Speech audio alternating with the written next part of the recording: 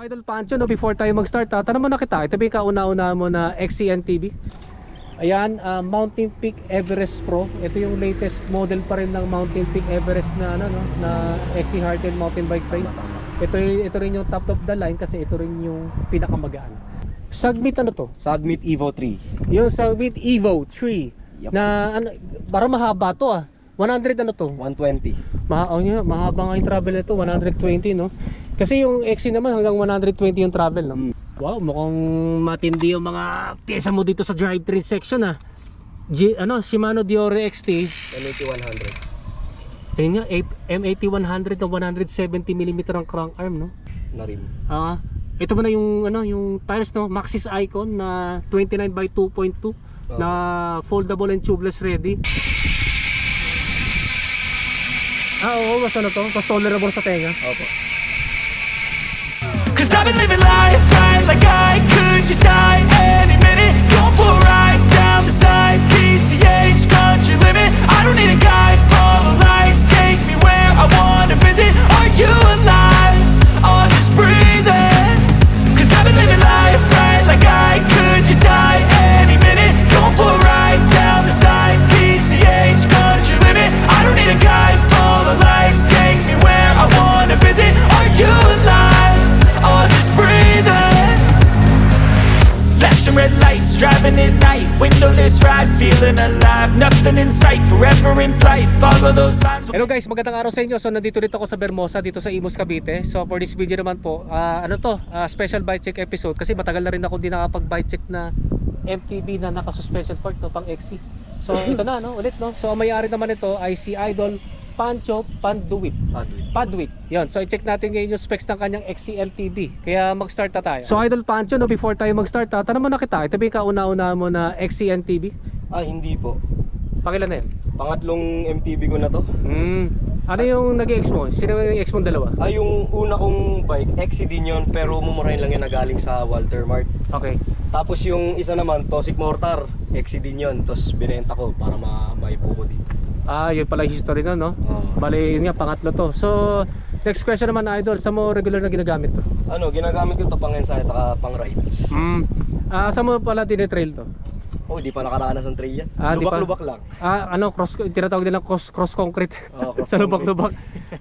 Saan mo pala na ibig sabihin na long ride mo na to? Na-long ride ko na. Saan mo na yung long ride? Pinaka long ride na neto, naranasan neto, Repal. Repal. Naalala ko yung Repal ko last week. Kung kailan malapit na matapos, tsaka ako tumukod kasi wala akong hinto, galing Bacoor. Yun, ito nga yung general background sa kanyang rigid MTB. So mag-start na tayo dito sa kanyang XC Hardtail mountain bike frame.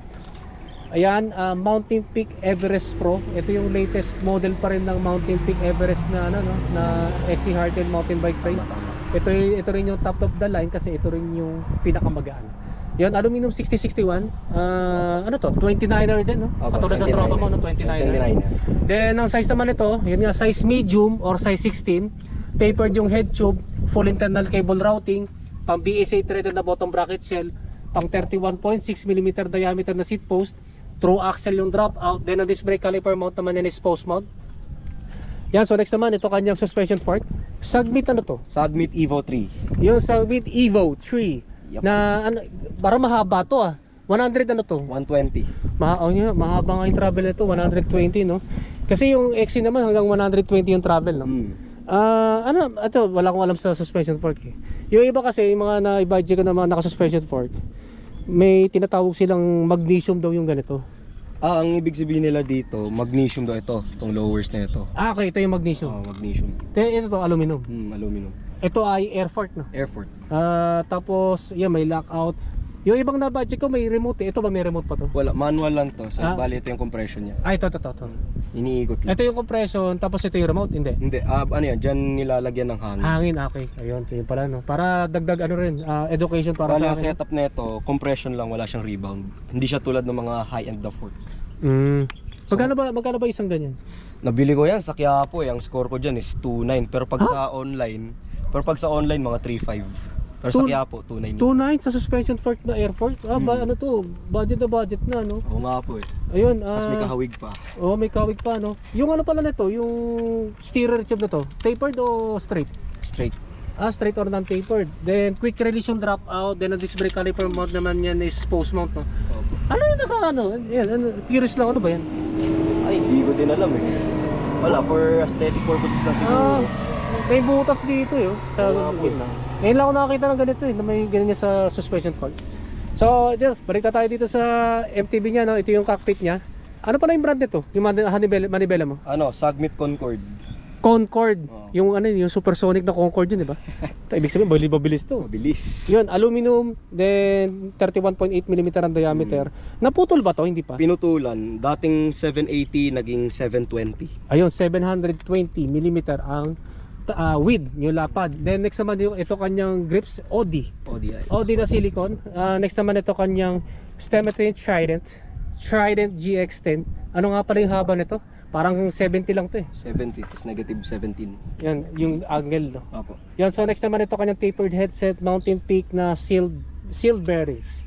Ito naman kanyang seat clamp. Ito yung Lancia, Enly na aluminum na Allen type, 34.9mm ang diameter. Yung seat post naman niya, Lange. Yan, para siya kayo sa tropa mo, no? Opo. Lange na 400mm ang haba, 31.6mm ang taba. Na yun nga, setback na may dual bolt clamping system. Ito naman kanyang saddle, Aerowick. Aerowick ano to? Yan, anino ko. Aerowick AS B03. B03. Opo. Yeah, power saddle to, no? Opo, Short na power saddle na may butas sa gitna, malambot and flexible, steel railings.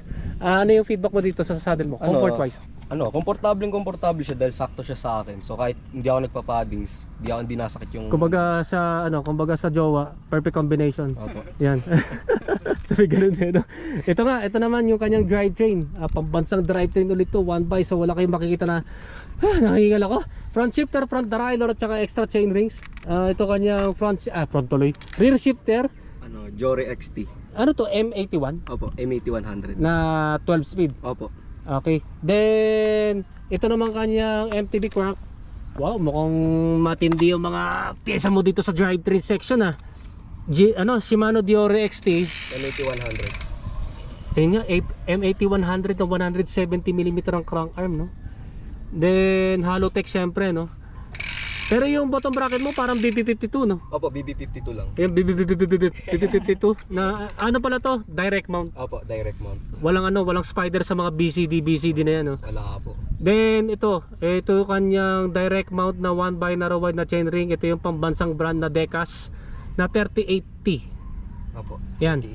Next naman ito kanyang MTB clipless pedals. Ito yung Shimano M505 to, di ba? Opo, M505. Yung Shimano PD M505. Ito naman kanyang chain. Jore M6100. Yun, Nakalakon. 12 speed, no? Opo, 12 speed. Ito M6100 din to. Opo, nakags. Ibig sabihin microspline to, no? Opo. 1051 Yep. na 12 speed. Opo. Ito kanyang rear derailleur M8100 din to na 12 speed. Matindi mga pyesa nito, no? Kargado. So ito nga yung kanyang drivetrain setup na kanyang kargadong MTB. So next naman sa kanyang wheelset, American Classic na rim. ito mo na yung yung tires, no? Maxxis Icon na 29/2.2 na foldable and tubeless ready. Yun nga, ito yung rims mo na American Classic na sosyale, no? Po yan eh. Ha? Tubeless setup. Walang interior, no? Wala po. Okay. Teka, tanungin ko lang. Pag tubeless setup, hindi pwede yung yung mga titigas na maximum recommended, no? Hindi, lalo na kapag nagtitrail ka tapos nag-encounter ka ng jumps, hindi pwedeng sobrang tigas ng gulong mo. Kailangan mag-aalat ka ng clearance. Para sa mga viewers natin, sa mga gusto mag tubeless pero yung di alam yung recommended tire pressure. Pag tubeless, ano ba talaga yung pinaka recommended? Siguro sa tubeless para sa akin, huwag lalagpas ng 30 PSI. 30 PSI naman. Base kasi doon sa nakwentuhan ko, 40 naman. Ito siya mas bababa, Mas no? mababa sa akin. Kasi mas safe yun. Opo, Mas safe yung 30 PSI. No? Tsaka mas may may compliance pag sa trail. Sa trail. Pero pag road, Pag road okay lang kahit tigasan mo kasi road naman. pero pag sa road, ilan ng PSI na nilalagay mo? Since sa road ka Mas nagpapag- 30 to di ko lang alam kung ilan ang sakto. Okay, pero di abot ng 40. Hindi. Ayun pala, no. Yun, next naman yun nga, American Classic nga pala to, no, na aluminum double wall 32 holes. Opo. Yung spokes and nipples mo, Richman, no. Richman. Yun, stainless steel. Ano ba na yung hubs mo pala? ZTT DR190. ZTTO. DR190. Ilang force ito, idol? Ratchet po yan. Fully ratchet. Opo, Ano yung 54. spring type, magnetic? Spring. Yung spring type, no? Mukhang parang ano to parang speed 1 sniper to Ay hindi ba? Tunog, di ba? ano, tunog pauls nga lang eh. Okay. Kasi yung si speed 1 sniper, putik, ang sakit sa tenga eh. Grinded. Ako bumibigay ako to sa ingay nun eh. Yan pala no, i-check natin yung tunog nito, idol, kapag naka-free mid.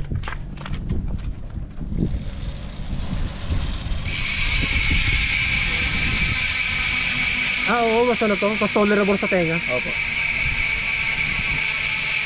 Yan guys, yung tunog ng ZTT o DR. Ano nga ulit to? DR 190 MTB hubs kapag naka-free wheel. Then lasa lang sa kanyang brake set. Shimano MT ano to? MT200. Ayun, pambansang brake set, Shimano MT200 na hydraulic brakes and dual piston. Lasa lang sa kanyang rotors, SRAM center line. From Central Line. Marami na ako na-bike na ganyan. 160mm diameter, harap at saka likuran, parehas na fixed type and bolt type disc brake rotors. So Idol Pancho, magkano yung total cost itong XC-MTB mo? Almost 51.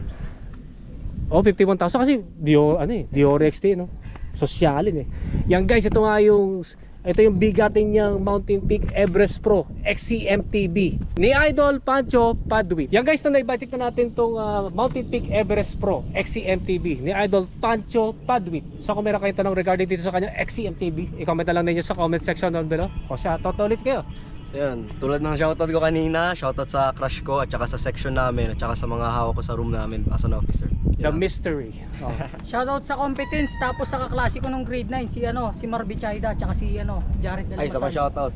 Yun, so maraming salamat sa pag-budget ng mga MTB niyan. So happy vacation, happy long vacation. Nga ba eh. Kasi mahaba-haba ang ating bakasyon. Yan guys, so maraming salamat sa inyong panonood. And don't forget to subscribe sa aking YouTube channel. Pakiclick talaga yung notification button para matotally notify kayo. Yan guys, so maraming salamat sa inyo and rise po sa inyo.